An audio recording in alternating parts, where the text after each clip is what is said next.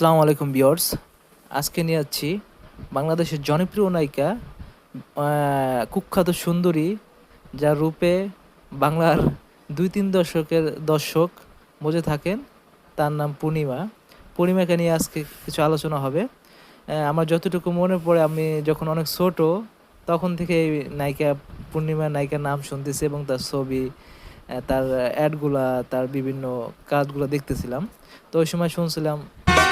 আমি নষ্ট মনে নষ্ট চোখে দেখি তোমাকে, মন আমার কি চায় বুঝাই কেমনে। আপনি গুরু আমি শিষ্য, বুদ্ধি আমার কম, আপনি বোঝাইয়া দিলে তো ওই সময় শুনতাম এবং দেখতাম যে আমার বাবা, দাদা, কাকা, চাচারা তারা পূর্ণিমার উপর ক্রাশ। পূর্ণিমা তাদের স্বপ্নের নায়িকা।